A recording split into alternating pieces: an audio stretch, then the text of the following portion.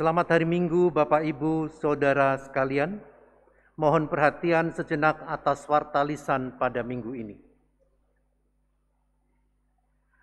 Agar kebaktian dapat berlangsung dengan hikmat dan tertib, khusus umat yang berada di ruang ibadah, kami mohon agar handphone atau gadget yang saudara bawa dapat dinonaktifkan.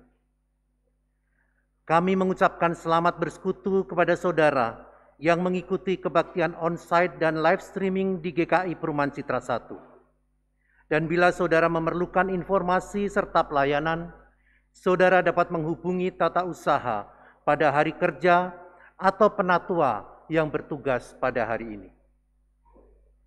Kebaktian hari ini dilayankan oleh pelayan firman Pendeta Adi Soselia Patriabara dari GKI Kafling Polri. Liturgos Penatua Rismauli Silaban, Lektor 1 Ibu Minarti Samusir, Lektor 2 Penatua Rubin Sarwo Nugroho, pemusik Saudari Gladys dan Saudari Stefani, Kantoria Saudari Natania dan Saudara Gilbert. Telah kembali ke rumah Bapa di surga. Yang pertama, Bapak Sentius Marbun, ayah dari Pendeta Marto Marbun atau Ibu Meltlin Natalina dari GKI Perniagaan pada hari Senin tanggal 19 September 2022 dalam usia 63 tahun. Dan telah dimakamkan pada hari Rabu tanggal 21 September 2022 di Sepatan, Tangerang. Yang kedua, Ibu Herlina Cahyanto, ibu dari Pendeta Samuel Adi Perdana, dan Ibu Kristina dari GKI Taman Cibunut, Bandung. Pada hari Sabtu tanggal 19 September 2022 dalam usia 73 tahun. Dan telah dikremasikan pada hari Rabu tanggal 20 September 2022 di Krematorium Cikadut, Bandung. Bagi umat yang akan mengikuti sakramen perjamuan kudus secara online, dapat mengambil hosti dan anggur di depan ruang tata usaha gereja pada hari kerja dimulai tanggal 19 September 2022 sampai dengan 1 Oktober 2022. Dan bagi umat Tuhan yang akan mengikuti sakramen secara on-site, hosti dan anggur dapat diambil pada tanggal 2 Oktober 2022 di depan pintu masuk gereja ketika melakukan presensi sebelum ibadah dimulai. Sebagai wujud tanggung jawab dan peran aktif umat sebagai warga jemaat, kami mohon kesediaan umat untuk mengisi formulir pencalonan penatua periode 2023-2026 melalui link food yang telah dikirimkan melalui WhatsApp Center ke nomor handphone Bapak Ibu Saudara sekalian. Batas akhir pemilihan calon penatua adalah hari ini, Minggu 25 September 2022 pukul 23.00 waktu Indonesia bagian Barat. Dan bagi umat yang memerlukan bantuan di dalam mengisi link formulir pencalonan penatua, setelah selesai ibadah ini dipersilahkan untuk menghubungi penatua atau tata usaha yang bertugas pada hari ini.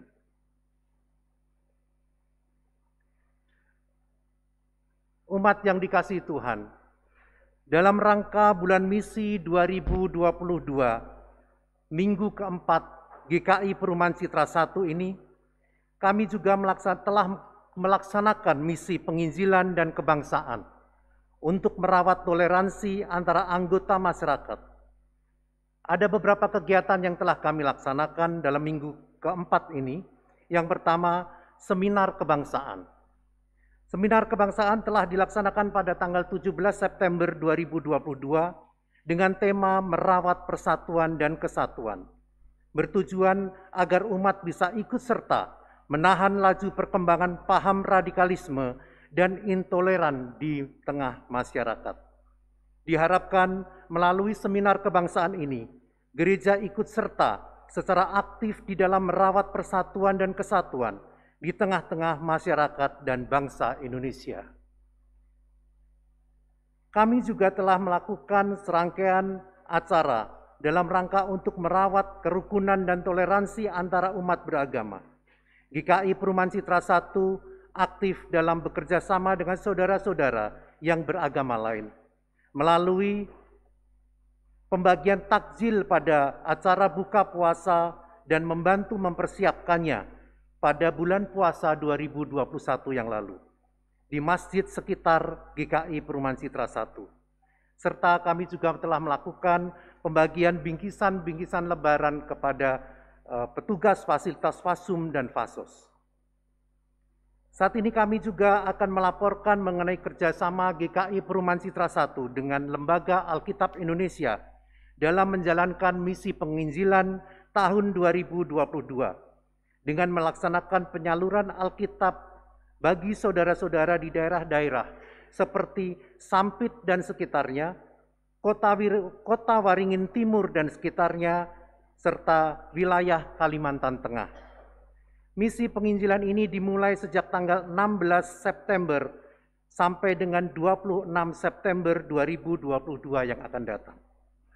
Terima kasih kepada umat GKI Perumahan Citra 1 yang telah berperan aktif dalam mendukung pelayanan kita, baik melalui diri, waktu, tenaga, dan dana yang merupakan anugerah Tuhan, serta doa di dalam mendukung pelayanan kesaksian pelayanan GKI Perumahan Citra 1. Karena kita telah lebih dulu menerimanya dari Tuhan, dan kami terus mengundang keterlibatan umat dalam pelayanan kesaksian dan pelayanan, sehingga kehadiran Tuhan melalui GKI Perumahan Citra 1 benar-benar dirasakan dan nama Tuhan saja yang dipermuliakan. Selanjutnya laporan pelayanan kami sampaikan dalam bentuk foto-foto kegiatan yang dapat kita ikuti berikut ini.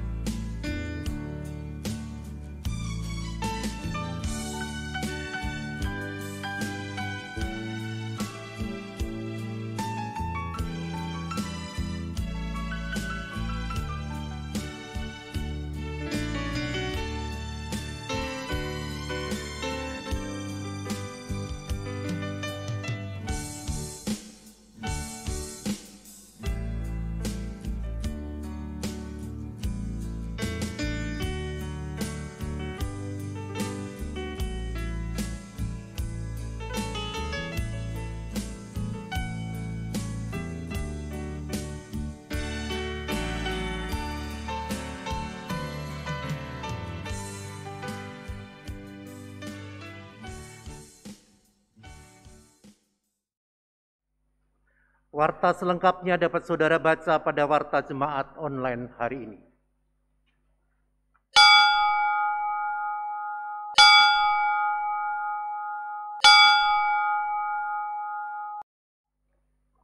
Umat yang dikasihi Tuhan, marilah kita awali ibadah hari ini dengan menyanyikan NKB 7, Nyanyikanlah Nyanyian Baru.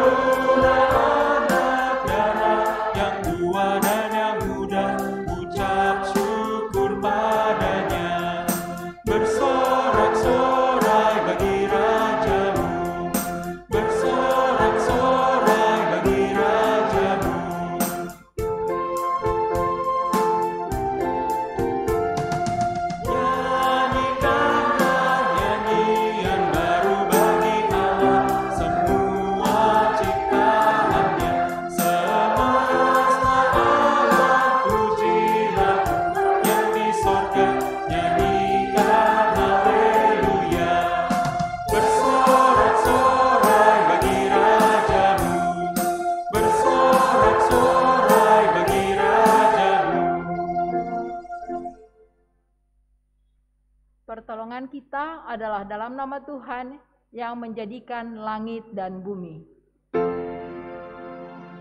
Amin.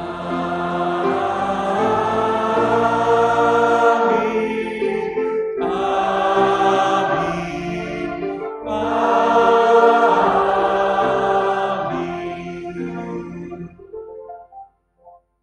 Damai Kristus besertamu.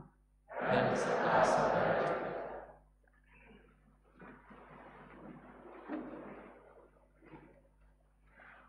Umat yang dikasihi Tuhan, kita sungguh bersyukur bahwa minggu ini kita memasuki rangkaian terakhir dari bulan misi.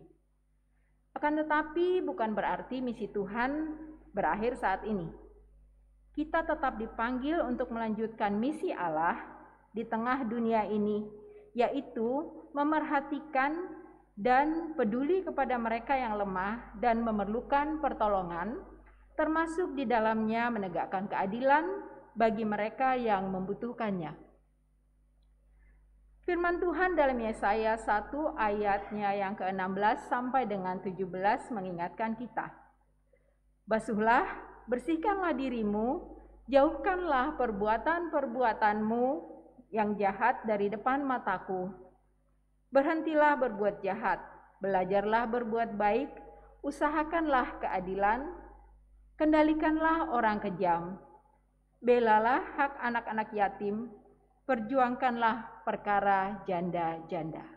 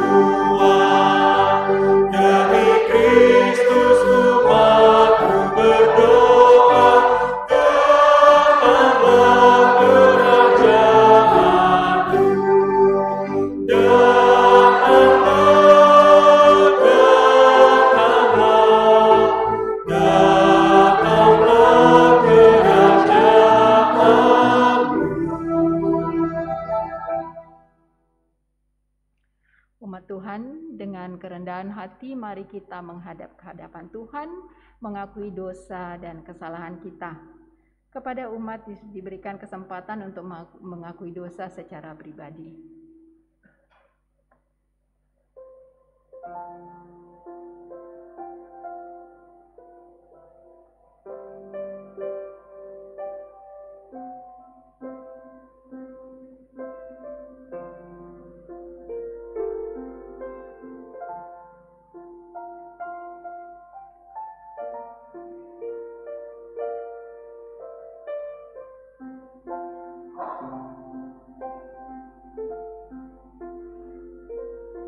Allah Bapa dalam surga, Bapa yang selalu mengasihi dan peduli kepada kami. Kami mengucap syukur atas kasih-Mu yang tidak berkesudahan yang kami terima sepanjang kehidupan kami. Pada kesempatan ini ya Allah, dengan kerendahan hati kami mau mengaku di hadapan-Mu bahwa seringkali kami gagal meneladani Engkau. Kami tidak jarang lebih mementingkan diri sendiri dan tidak cukup memberi perhatian, kepedulian, dan kasih kepada sesama di sekitar kami. Tidak jarang Tuhan, kami kurang mempedulikan orang-orang yang membutuhkan kami dan bahkan yang datang untuk meminta pertolongan kepada kami. Dengan kerendahan hati kami mohon kepadamu ya Allah, ampuni kami dan mari Roh Kudus, Engkau tolong kami untuk boleh menjadi rekan sekerja Allah untuk memancarkan kasih dan kepedulian Tuhan di sekitar kami. Terima kasih ya Allah, kami mempercayakan kehidupan kami dalam pimpinan Tuhan, sehingga hidup kami boleh berkenan kepada Tuhan, dan hidup kami boleh memancarkan kasih, keadilan, dan kepedulian Tuhan kepada sekitar kami. Terpujilah Engkau ya Allah, di dalam Yesus Kristus kami berdoa dan memohon pengampunan dari-Mu. Amin.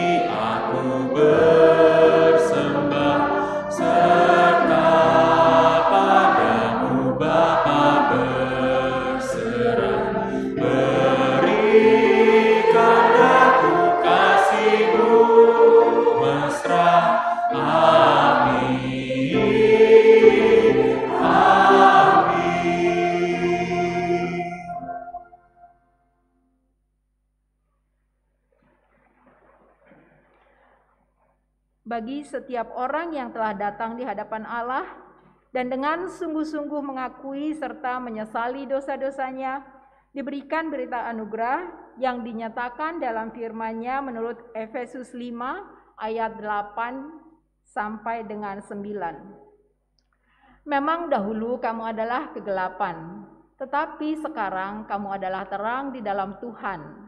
Sebab itu, hiduplah sebagai anak-anak terang, karena terang hanya berbuahkan kebaikan dan keadilan dan kebenaran. Demikianlah berita anugerah dari Tuhan.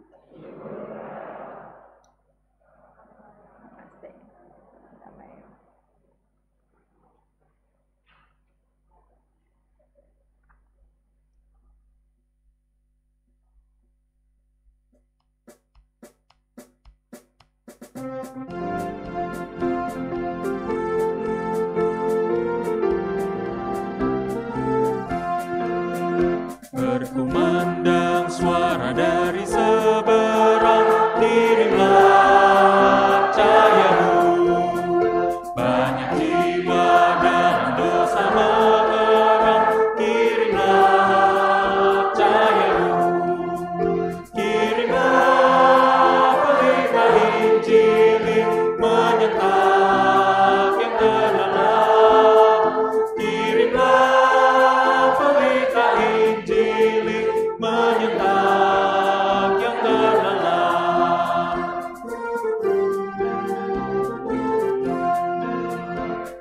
Kata dengar cerita dari Jah, kirimlah cahayamu.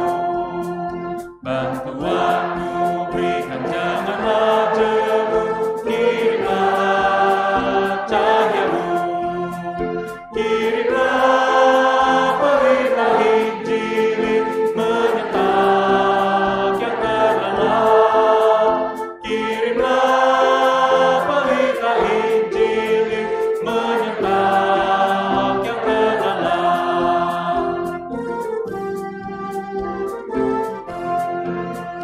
Jangan kita tinggal diam mendengar, kirimlah cahayamu.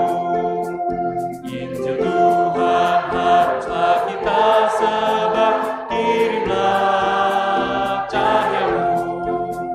Kirimlah berita Injil menyentak yang terlelap. Kirimlah berita Injil menyentak yang terlelap.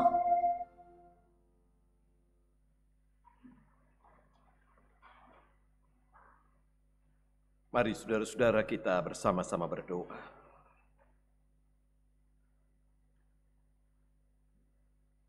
Tuhan, kami mengakui betapa seringnya kami terlelap dalam kenyamanan. Hingga tertutuplah derita dan jerit tangis orang-orang di sekitar kami. Mata hati kami dibutakan oleh kenyamanan. Hati nurani kami menjadi tumpul. Ampuni kami ya Tuhan. Kiranya Injil yang membebaskan menyentak kami. Hingga kami disadarkan bahwa hidup adalah berbagi. Bahwa hati yang peduli harus menjadi bagian dalam panggilan hidup beriman. Hari ini ya Bapa, di bulan misi, kiranya semangat berbagi terus menggelora di hati kami. Dan kami tetap boleh menjadi saluran berkat Tuhan dalam keterbatasan bagi sesama kami.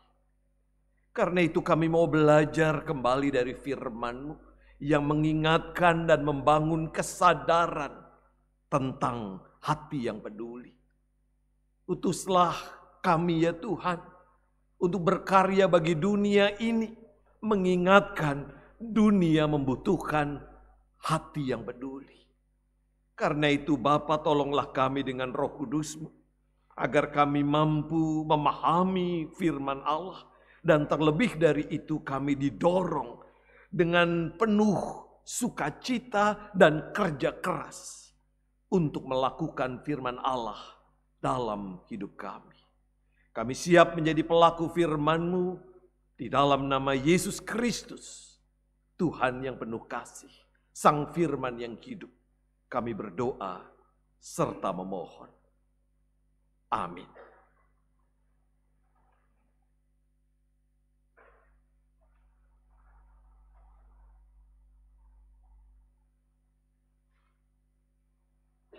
Bacaan pertama diambil dari Amos 6 ayat 1 sampai 7.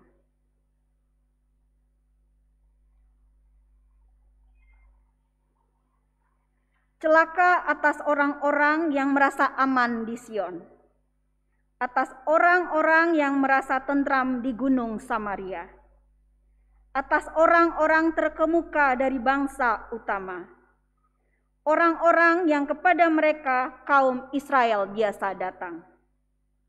Menyeberanglah ke Kalne dan lihat-lihatlah. Berjalanlah dari sana ke Hamat yang besar itu, dan pergilah ke Gad orang Filistin. Adakah mereka lebih baik dari kerajaan-kerajaan ini? Atau lebih besarkah daerah mereka dari daerahmu?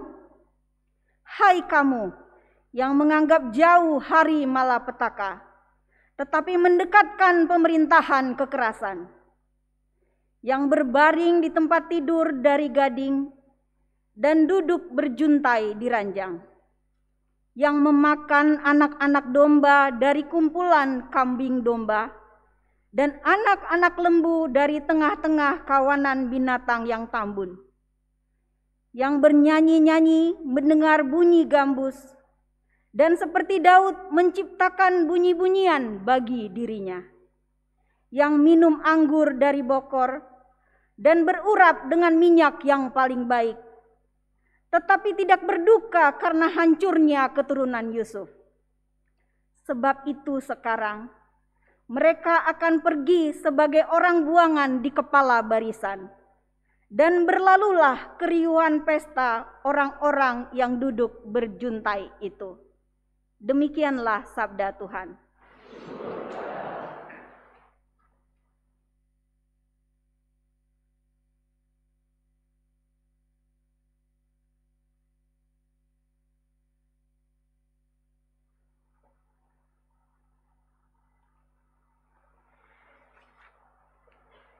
Marilah kita menanggapi bacaan pertama tadi dengan menyanyikan Mazmur 146.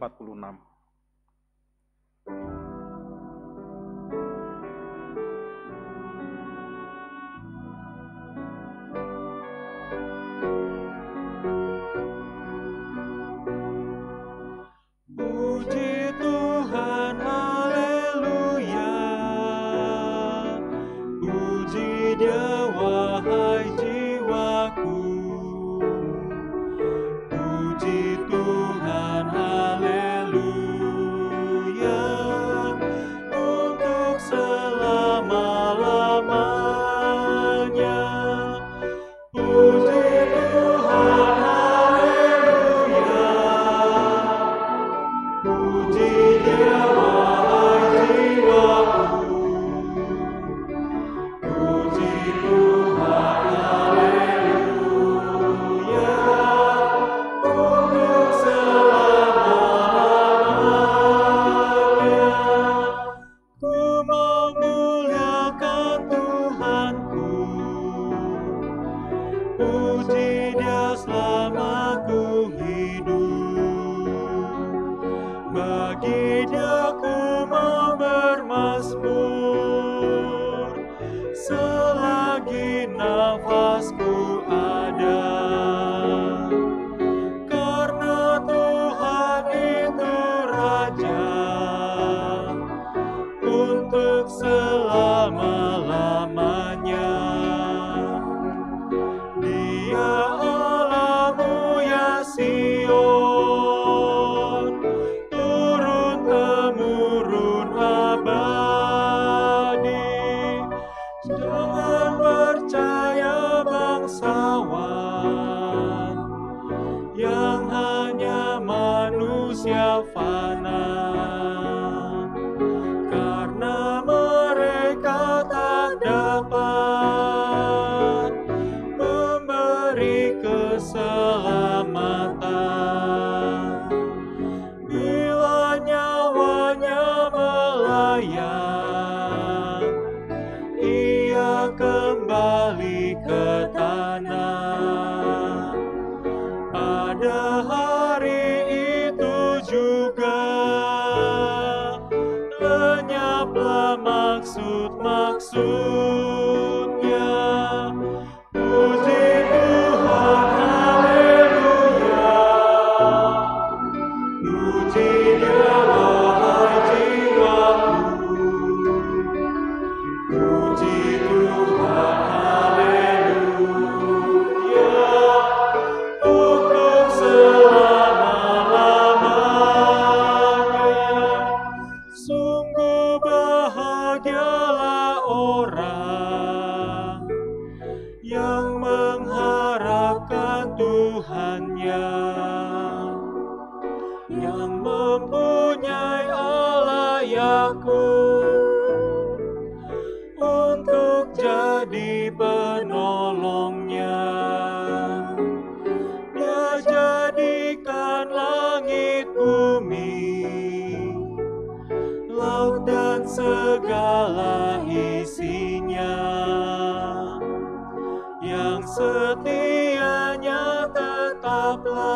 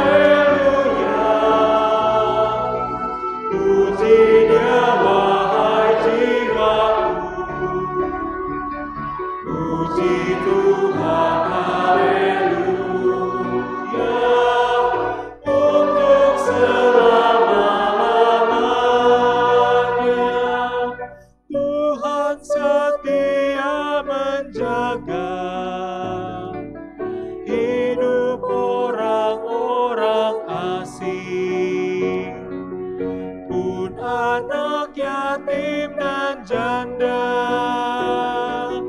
ditegakkannya kembali. Namun jalan orang fasik tak akan diberkatinya. Jalan-jalan orang fasik pastikan dibengkokkannya. Puji Tuhan, haleluya. Puji Dia, wahai jiwaku. Puji Tuhan, haleluya. Untuk selama-lamanya.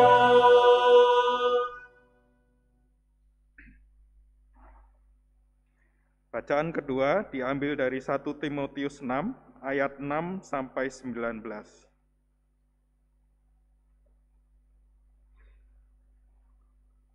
Memang ibadah itu kalau disertai rasa cukup memberi keuntungan besar, sebab kita tidak membawa sesuatu apa ke dalam dunia dan kita pun tidak dapat membawa apa-apa keluar. Asal ada makanan dan pakaian cukuplah.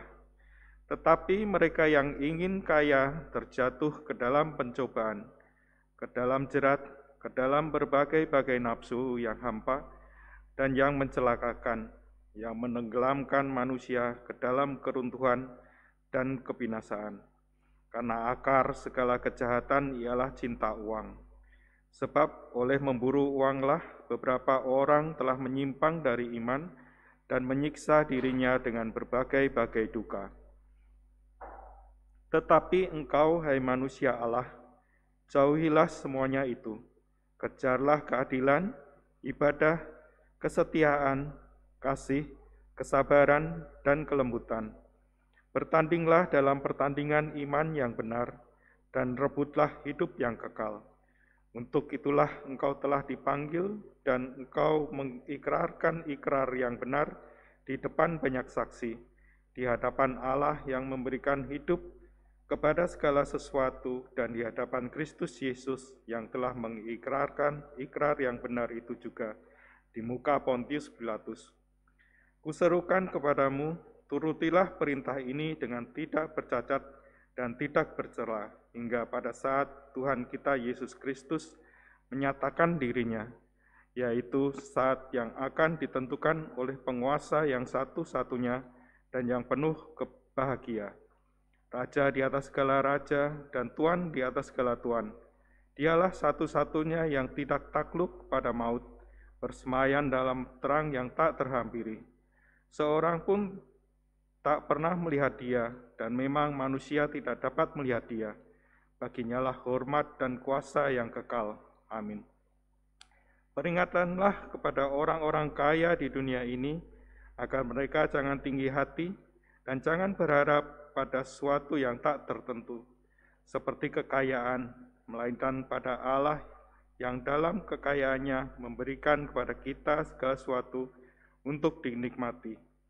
Peringatkanlah agar mereka itu berbuat baik, menjadi kaya dalam kebajikan, suka memberi dan membagi, dan dengan demikian mengumpulkan suatu harta sebagai dasar yang baik bagi dirinya di waktu yang akan datang, untuk mencapai hidup yang sebenarnya. Demikianlah sabda Tuhan.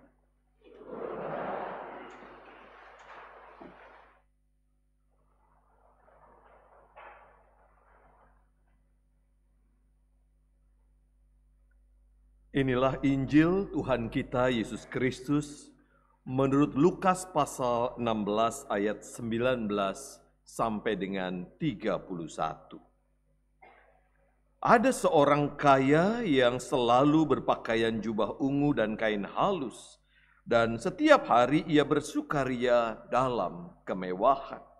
Dan ada seorang pengemis bernama Lazarus, badannya penuh dengan borok, berbaring dekat pintu rumah orang kaya itu, dan ingin menghilangkan laparnya dengan apa yang jatuh dari meja orang kaya itu. Malahan anjing-anjing datang dan menjilat boroknya. Kemudian matilah orang miskin itu lalu dibawa oleh malaikat-malaikat ke pangkuan Abraham. Orang kaya itu juga mati lalu dikubur. Dan sementara ia menderita sengsara di alam maut, ia memandang ke atas. Dan dari jauh dilihatnya Abraham dan Lazarus duduk di pangkuannya. Lalu ia berseru katanya, "Bapa Abraham, kasihanilah aku. Suruhlah Lazarus supaya ia mencelupkan ujung jarinya ke dalam air dan menyejukkan lidahku, sebab aku sangat kesakitan dalam nyala api ini." Tetapi Abraham berkata, "Anak, ingatlah bahwa engkau telah menerima segala yang baik sewaktu hidupmu, sedangkan Lazarus segala yang buruk. Sekarang ia mendapat hiburan dan engkau sangat menderita. Selain daripada itu, di antara kami dan engkau terbentang jurang yang tak terseberangi, supaya mereka yang mau pergi dari sini kepadamu ataupun mereka yang mau datang dari situ kepada kami tidak dapat menyeberang." Kata orang itu, "Kalau demikian, aku minta kepadamu Bapa, supaya engkau menyuruh dia ke rumah ayahku, sebab masih ada 5 orang saudaraku, supaya ia memperingati mereka dengan sungguh-sungguh agar mereka jangan masuk kelak ke dalam tempat penderitaan ini." Tetapi kata Abraham, "Ada pada mereka kesaksian Musa dan para nabi. Baiklah mereka mendengarkan kesaksian itu." Jawab orang itu, "Tidak, Bapak Abraham. Tetapi jika ada seorang yang datang dari antara orang mati kepada mereka, mereka akan bertobat." Tetapi kata Abraham kepadanya, "Jika mereka tidak mendengarkan kesaksian Musa dan para nabi, mereka tidak juga akan mau diyakinkan, sekalipun oleh seorang yang bangkit dari antara orang mati." Demikianlah Injil Yesus Kristus. Berbahagialah mereka yang mendengarkan firman Allah dan yang memeliharanya. Haleluya.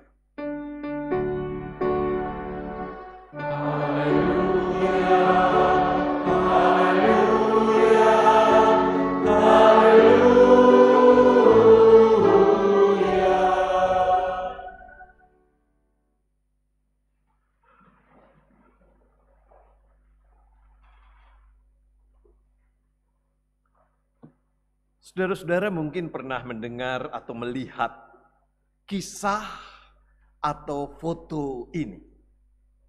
Tentu saja saya tidak akan mengisahkan seluruhnya, saya akan menceritakan sepenggal dari foto ini. Sebuah foto yang fenomenal dibuat oleh Kevin Carter yang membuat ia mendapatkan penghargaan fotografi terkemuka. Tetapi saudara-saudara, setelah dia mengambil foto ini, kritik banyak bermunculan yang mempertanyakan kenapa Carter diam saja ketika burung pemakan bangkai mendekati anak itu.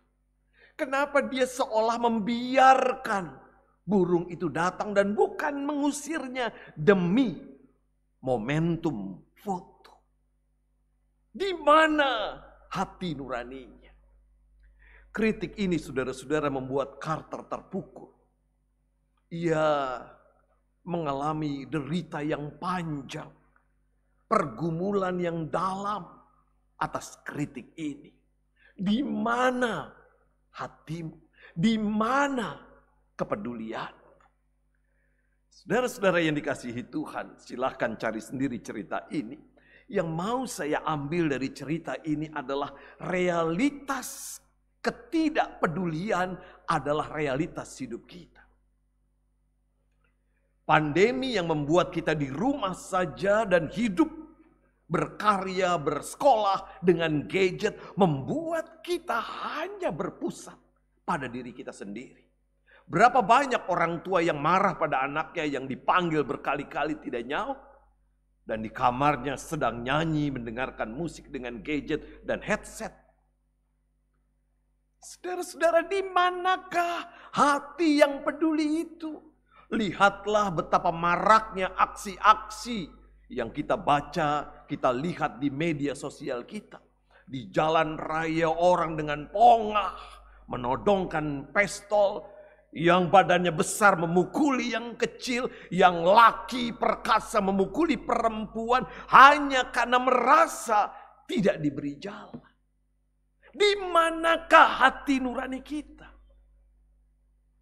Saudara-saudara, pertanyaan inilah yang muncul salah satunya dari kisah orang kaya dan Lazarus dalam bacaan Injil kita. Problemnya bukan terletak kekayaan orang kaya itu. Bukan terletak pada kain bagus yang dipakainya. Bukan pula terletak pada ketiadaan makanan Lazarus. Letak persoalan ini adalah pada ketidakpedulian. Perhatikan ayat 21. Lazarus ingin menghilangkan laparnya dengan apa yang jatuh dari meja orang kaya itu. Perhatikan baik. Malahan anjing-anjing datang dan menjilat boroknya. Bisakah kita bayangkan peristiwa ini? Begitu dramatis, di satu sisi ada orang makan dengan kemewahannya, tepat di depan matanya ada seorang penuh borok dan mungkin berbau yang sedang dijilati oleh anjing-anjing. Saudara-saudara, istri saya takut dengan kucing. Setiap kali makan di kaki lima atau di restoran dan ada kucing, lalu kucing itu berjalan mendekati kakinya, selera makannya langsung hilang. Dia tidak lagi memusatkan perhatiannya pada makanan itu, tetapi pada kucing yang mendekat. Shh, shh, shh, katanya, berulang-ulang mengusir kucing itu. Dan kucing gak ngerti bahasa kita ya. Hus, hus, dia pikir sini-sini. Dia terus mendekat. Saudara-saudara, bayangkan hanya kucing kehilangan selera makan. Di manakah hati nurani orang kaya itu melihat seonggok tubuh dengan luka dan dijilati anjing dan dia tetap asik makan dengan kemewahannya? Di manakah hati nurani? Problem ini, saudara-saudara, bukan sekadar adanya jurang antara orang kaya dan orang miskin sebagaimana yang dituturkan dalam bacaan kita. Bukan sekadar adanya jurang sosial ekonomi. Jurang sosial ekonomi selalu ada dalam kehidupan. Dari kisah yang ditulis dalam Alkitab sampai hari ini kita selalu menemukan jurang menganga antara orang kaya dan orang miskin. Persoalannya sekali lagi terletak pada ketidakpedulian orang kaya itu. Dia hanya peduli dengan dirinya sendiri. Saudara-saudara, jurang selalu menganga dalam hidup ini. Bukan hanya jurang sosial ekonomi. Jurang karakter. Dalam rumah tangga kita, dalam gereja kita. Jurang latar belakang. Saudara-saudara, seringkali justru ini yang membuat kehidupan yang jauh dari nyaman terjadi.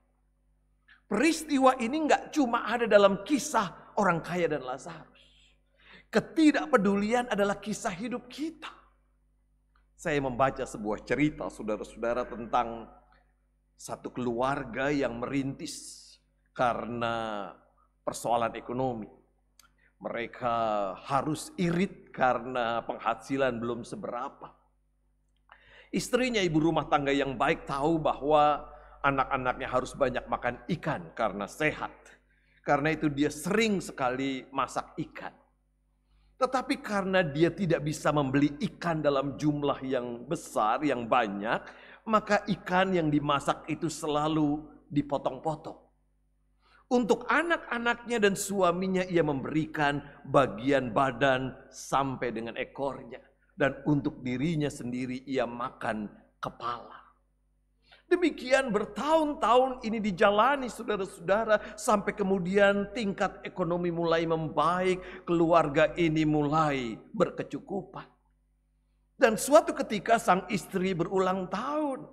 Suaminya berpikir, apa yang bisa kuberikan pada istriku sebagai kejutan karena dia berulang tahun. Lama dia berpikir sampai kemudian, ia menemukan ide. Kepala ikan. Maka saudara-saudara, dia mencari kepala ikan di restoran yang paling mahal dan terkenal enak kepala ikannya. Lalu dia pilih, dia bungkus dengan rapi, dikasih kertas kado, dan dengan penuh semangat dia bawa kepada istrinya. Istriku, selamat ulang tahun, ini hadiah dariku. Istrinya berdebar-debar karena selama ini dia jarang dapat kado dari suaminya. Dia buka perlahan-lahan, astaga. Ia menangis, saudara-saudara. Kenapa? Karena kepala ikan. Suaminya bertanya, kenapa bu? Kok kamu menangis? Ku beri kado kepala ikan. Lalu istrinya mengatakan begini, Pak, tahu nggak Pak? Selama ini aku memberikan daging ikan yang terbaik untuk kalian. Supaya kalian bisa makan enak. Dan aku tahu kalian tidak suka kepala ikan. Aku makan kepala ikan bukan karena aku suka. Tetapi karena aku memberikan yang terbaik untuk kalian. Saudara-saudara, cerita sederhana ini menunjukkan kepada kita betapa sering kita hanya menatap dengan mata dan lupa pada hati. Seringkali kita melihat pasangan kita melihat anak-anak kita hanya dengan mata kita. Bukan dengan hati nurani. Hingga kemudian kita punya persepsi yang keliru pada pasangan kita. Pada anak-anak kita. Pada orang tua kita. Di manakah hati yang peduli? Saudara-saudara yang dikasihi Tuhan. Sebenarnya Tuhan menciptakan hidup ini luar biasa. Demikian yang dikatakan Martin Luther King. Dia pernah menyatakan begini, jika saja semua orang di dunia ini hidup sesuai kebutuhan, need, maka apa yang Tuhan ciptakan sudah lebih dari cukup. Tetapi kalau saat ini ada banyak orang hidup berkekurangan dan sedikit orang hidup berkelimpahan, itu karena manusia selalu hidup dengan sikap rakus, greed. Dekat-dekat aja ya, need dan greed. Kita merasa itu sebuah kebutuhan, tetapi seringkali ternyata kerakusan. Akibatnya saudara-saudara, kita tidak peduli dengan yang lain. Kita merasa apa yang kita miliki masih kurang.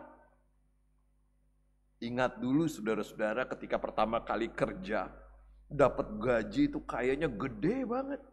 Puji Tuhan, raktir. Aduh, puji Tuhan, ini gaji pertama saya mau ajak papa mama makan. Bulan kedua masih rada gede. Bulan ketiga mulai berat. Kok cuma segini Tuhan? Tahun depan naik gaji, puji Tuhan.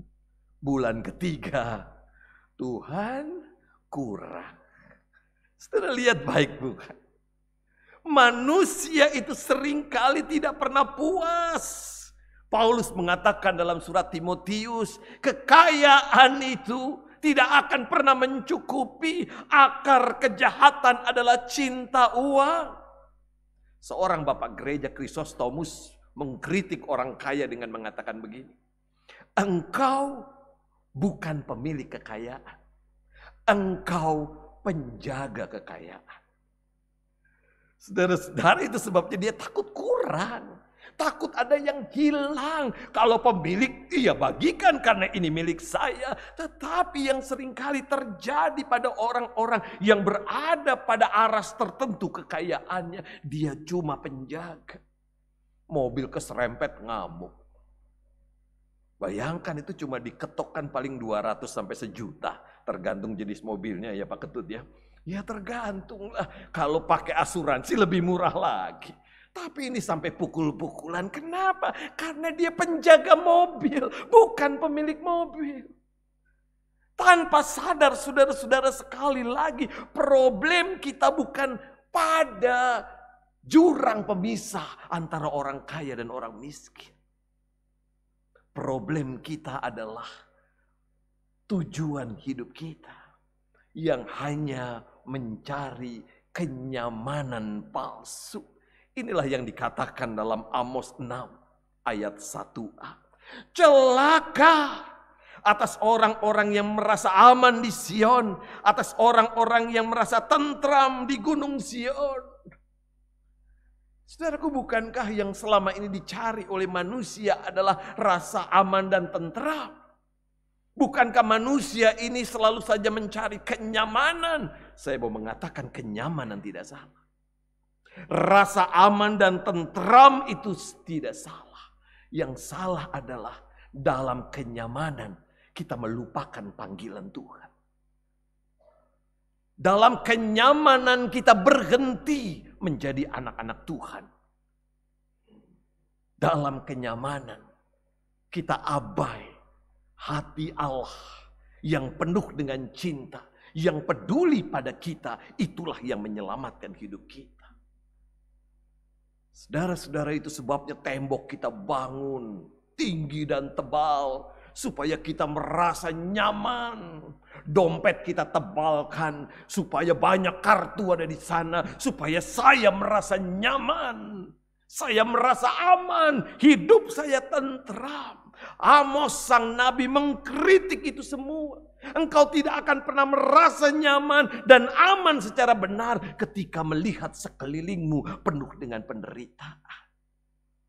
Tujuan semacam inilah yang menciptakan penindasan, kehancuran, dan ketidakadilan. Sebab manusia menjadi serigala bagi sesamanya. Bisakah kita bayangkan, saudara-saudara, untuk hal-hal yang sederhana kita bisa melakukan apa yang buruk dan merusak reputasi kita? Lihatlah media kita, begitu banyak tokoh-tokoh besar yang melakukan tindakan-tindakan yang menghancurkan masa depannya. Hidup dalam semangat ketidakpedulian merusak. Dan Injil Lukas mengatakan, yang dirusak bukan hanya manusia, Lazarus yang mati menderita kelaparan, tetapi hidup kita di masa akhir. Ketika sang pengadil datang dan mempertanyakan, di manakah hatimu? Saudara-saudara, panggilan hidup beriman adalah memiliki hati yang peduli dan mau berbagi. Dan kita sungguh bersyukur, saudara-saudara, di bulan misi ini kita diingatkan untuk berbagi. Tadi sudah ada foto-foto, video tentang pengalaman berbagi. Tidak mudah, saudara-saudara, naik perahu kecil di tengah ombak yang cukup deras. Kata Pak Ketut, saya nggak akan bisa itu lewat situ. Tetapi saudara-saudara, menurut hemat saya, ketika orang berbagi, ia seolah-olah punya semangat yang luar biasa. Karena berbagi berangkat dari hati yang peduli. Inilah panggilan Tuhan dalam hidup kita. Catatannya, saudara-saudara, jangan hanya karena ini bulan misi, lalu kita berbaginya sebulan ini doang. Bulan yang lain sudah bulan yang berbeda dan kita lupa berbagi. 1 bulan kita belajar diingatkan, bermisi adalah panggilan Tuhan. Begitu banyak orang-orang menderita di sekitar kita yang membutuhkan karya kasih Allah melalui tangan-tangan kecil kita. Saya ingat apa yang dikatakan seorang teolog bernama Albert Nolan, seorang teolog terkemuka. Dia bilang begini, berbagi adalah nilai utama Injil. Luar biasa, saudara-saudara. Berbagi adalah nilai utama Injil. Berbagi adalah wujud cinta kasih, belas kasih, dan keadilan. Jika Anda tetap tidak peduli pada kebutuhan kaum miskin dan yang membutuhkan, serta menolak untuk membagikan apa yang Anda miliki kepada mereka, Anda belum mengasihi sesama Anda dan mempraktikkan keadilan. Dan pastinya Anda tidak dapat mengatakan bahwa Anda memiliki belas kasih. Saudara yang menikmati dan percaya pada Injil yang membebaskan, maka mau tidak mau, senang atau tidak senang, di hati Anda akan ada semangat untuk berbagi. Mungkin kita mengatakan, aduh apa yang bisa saya bagi, saya terbatas. Saudara-saudara, kita bisa berbagi mulai dari yang sederhana. Berbagi senyum. Sayangnya sekarang pakai masker ya. Nggak bisa kelihatan saudara tersenyum atau tidak. Tetapi di rumah saudara-saudara bisa tersenyum pada pasangan saudara. Pada anak-anak saudara, pada orang tua saudara. Jangan sepanjang hari dari pagi sampai malam wajah bimoli, bibir monyong 5 cm. Rasa tidak puas menyeruak, kita marah terus, kecewa terus. Saudaraku, Allah telah berbagi. Dan apa yang dibagi oleh Allah adalah dirinya sendiri. Jalani hari ini dengan penuh sukacita. Jalani hari-hari kita dengan penuh kegembiraan. Kenapa? Karena Injil yang membebaskan itu. Karena Allah begitu luar biasa cintanya pada kita. Ketika kita berbagi, kita tidak akan pernah rugi. Selamat berbagi, Tuhan mencintai kita semua. Amin.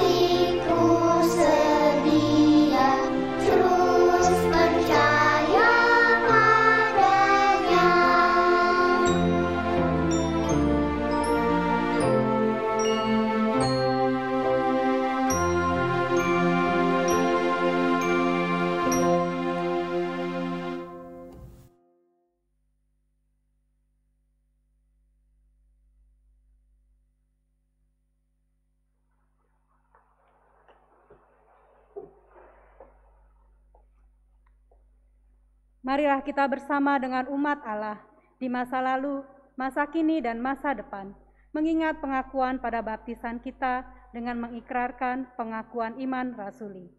Aku percaya kepada Allah, Bapa yang Maha Kuasa, Khalik langit dan bumi, dan kepada Yesus Kristus, Anaknya yang tunggal Tuhan kita, yang dikandung dari Roh Kudus, lahir dari anak darah Maria, yang menderita sengsara di bawah pemerintahan Pontius Pilatus, disalibkan, mati dan dikuburkan, turun ke dalam kerajaan Allah. Pada hari yang ketiga, bangkit pula dari antara orang mati, naik ke surga, duduk di sebelah kanan Allah, Bapa yang Maha Kuasa. Dan dari sana ia akan datang untuk menghakimi hidup dan yang mati. Aku percaya pada Roh Kudus, gereja yang kudus dan am, persekutuan orang kudus, pengampunan dosa, kebangkitan orang mati, dan hidup yang kekal.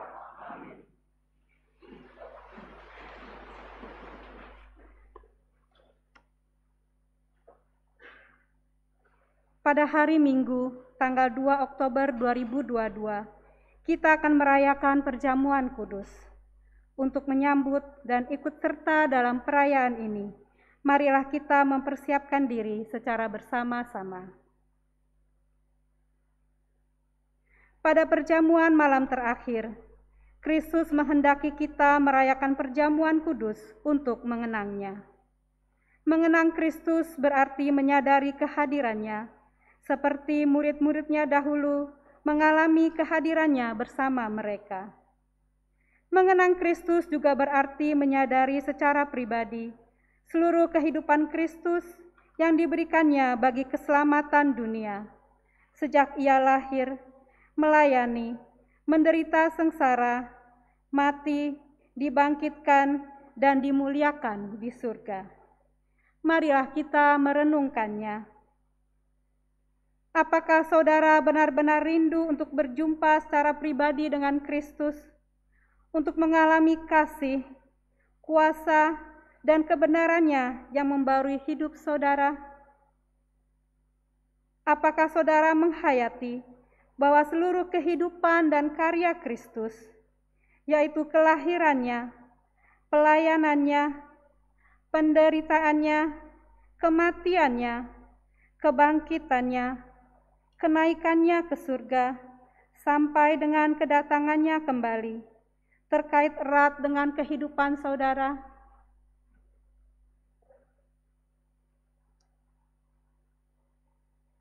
Pada perjamuan malam terakhir, ketika Kristus memecah roti dan mengangkat cawan, ia membagikan tubuh dan darahnya sendiri kepada murid-muridnya.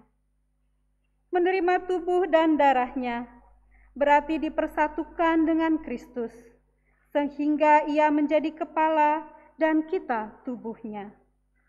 Menerima tubuh dan darahnya berarti dipersatukan dengan semua orang yang menerimanya juga menjadi satu tubuh dan satu roh. Marilah kita merenungkannya. Apakah saudara menghayati bahwa Kristus adalah kepala seluruh kehidupan saudara dalam hidup berjemaat dan bermasyarakat, dalam keluarga dan pekerjaan saudara? Apakah saudara menghayati bahwa saudara adalah anggota tubuh Kristus yang saling mengasihi seorang terhadap yang lain? Ketika kita bersatu dengan Kristus, roti hidup yang dipecah-pecahkan bagi dunia ini, kita pun dipersatukan dengan kematian dan kebangkitan Kristus. Dipersatukan dengan Kristus berarti diutus untuk mengosongkan dan menyangkal diri, memikul salib dan mengikut Kristus. Dipersatukan dengan Kristus berarti diutus untuk memberi hidup kita demi keselamatan dunia. Marilah kita merenungkannya. Apakah dalam persekutuan dengan Kristus, saudara mau berkorban dan menjadi berkat bagi sesama saudara? Apakah saudara menyadari bahwa sebagai anggota tubuh Kristus di tengah dunia, saudara menjadi mata dan telinga bagi Kristus yang melihat dan mendengarkan, serta peduli terhadap kebutuhan dan masalah sesama saudara? Sudahkah saudara menjadi mulut bagi Kristus yang menyuarakan kebenaran dan keadilan bagi lingkungan saudara? Sudahkah saudara menjadi tangan bagi Kristus yang berkarya, memperjuangkan damai sejahtera di muka bumi. Kiranya Roh Kudus menolong kita semua dan mempersiapkan diri untuk merayakan perjamuan kudus pada tanggal 2 Oktober 2022 mendatang.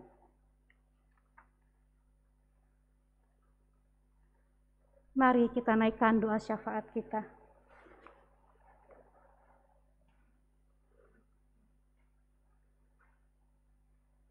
Kami bersyukur kepadamu Tuhan, oleh karena kasih dan kemurahan-Mu, boleh beribadah pada hari ini. Kami berdoa Tuhan untuk pandemi COVID yang masih ada dampaknya sampai dengan saat ini, yang kami rasakan baik di Indonesia maupun seluruh dunia. Kiranya Tuhan memberkati usaha pemulihan, baik pemulihan kesehatan dengan adanya pemberian vaksin, juga usaha pemulihan dalam sektor ekonomi, sosial, dan kesejahteraan masyarakat. Kami berdoa untuk pemerintahan Presiden Jokowi beserta jajarannya dalam memimpin negara kami. Berikanlah hikmat dan kebijaksanaan dalam setiap keputusan yang diambil. Juga Tuhan boleh bimbinglah masyarakat bangsa kami ini. Persatukan dalam ikatan saudara yang kuat, tanpa saling membedakan ras, suku, dan agama. Kami berdoa Tuhan untuk bencana alam, angin beliung di Bengkulu yang merusak puluhan rumah warga belum lama ini. Berkati setiap usaha pemerintah daerah dalam menangani hal ini, sertai masyarakat di sana untuk tetap kuat, diberikan ketenangan hati, kesehatan, biarlah mereka percaya bahwa Tuhan sungguh peduli akan mereka. Kami berdoa Tuhan untuk saudara-saudara kami yang sedang sakit atau dalam masa pemulihan. Kiranya Tuhan memberikan kesehatan melalui obat-obat yang diminum, serta perawatan dari keluarga yang mendampingi. Kami berdoa Tuhan untuk keluarga almarhum Bapak Sentius Marbun, ayah dari Pendeta Mato Marbun, dan Ibu Herina Cahyanto, ibu dari Pendeta Samuel Adi Perdana, yang telah kembali ke rumah Bapa di surga. Kiranya Tuhan senantiasa menyertai, menguatkan, dan menghibur keluarga yang ditinggalkan. Kami berdoa Tuhan untuk bulan misi yang masih berjalan sampai dengan saat ini. Kiranya pelayanan yang boleh kami lakukan dapat berguna bagi masyarakat, dan semua pelayanan ini kami lakukan untuk kemuliaan nama Tuhan. Kami berdoa Tuhan untuk pencalonan penatua 2023-2026. Sebagai anggota jemaat di gereja ini, kami diberikan kesempatan memilih dan dipilih menjadi rekan sekerja Allah. Itu adalah suatu anugerah dari Tuhan. Kiranya kami boleh menyambut anugerah ini. Pada akhirnya Tuhan, kami boleh berdoa untuk setiap pergumulan kami umat Tuhan di tempat ini. Bagi yang sedang mencari pekerjaan, pemilik bisnis yang kehilangan mata pencariannya, persoalan pasangan suami istri, masalah keluarga yang harus dihadapi, serta studi anak-anak kami. Kami yakin bahwa Tuhan selalu menopang kami dan memampukan kami untuk menghadapi setiap tantangan kehidupan kami dan boleh selalu mengandalkan Engkau. Inilah doa syafaat kami ya Tuhan, kabulkanlah doa kami. Kami bawa doa kami ini ke dalam satu nama, Tuhan Yesus Kristus, Tuhan dan Juru Selamat kami yang hidup. Amin.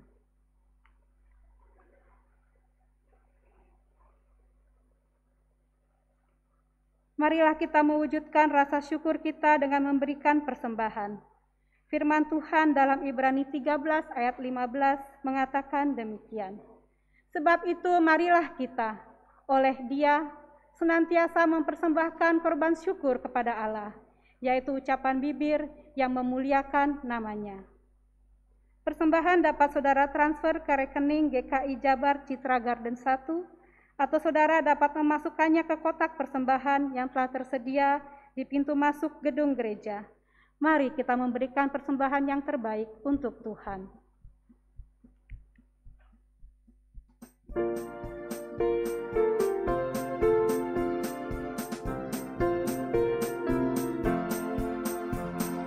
Bawa persembahanmu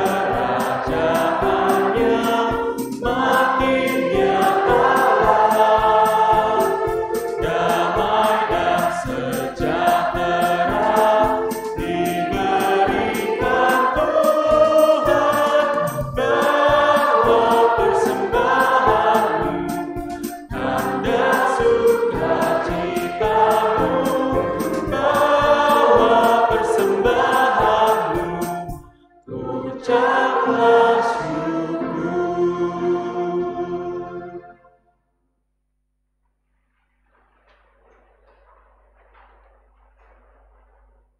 Mari kita berdoa.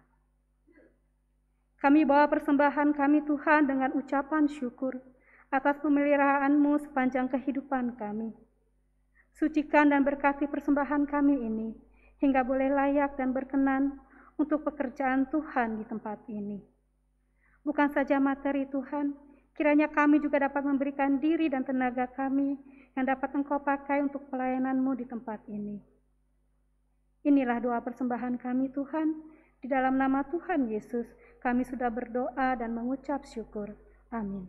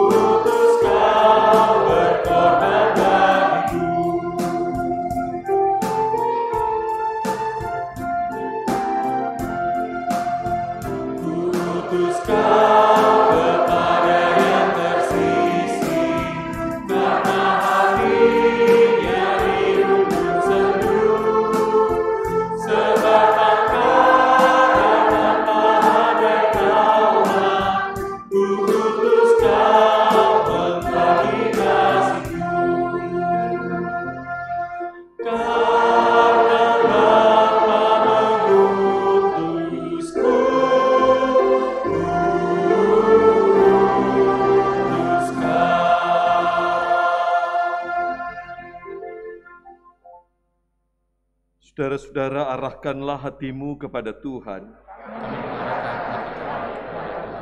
Jadilah saksi Kristus. Terpujilah Tuhan. Kini terimalah berkat Tuhan.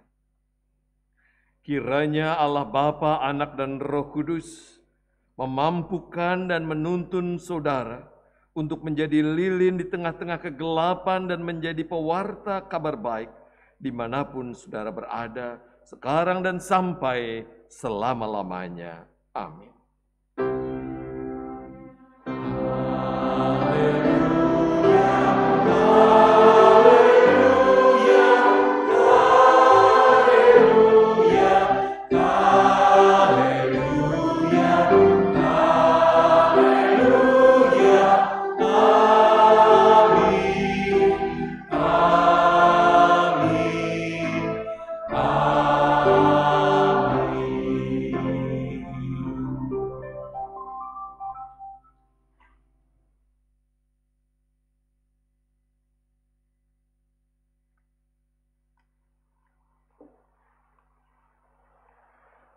Kita memasuki saat teduh.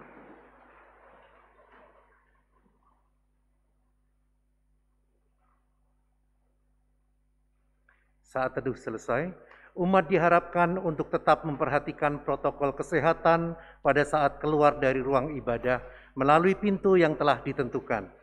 Mohon untuk tidak berkerumun, namun dapat langsung kembali ke tempat kita masing-masing. Selamat hari Minggu, Tuhan memberkati.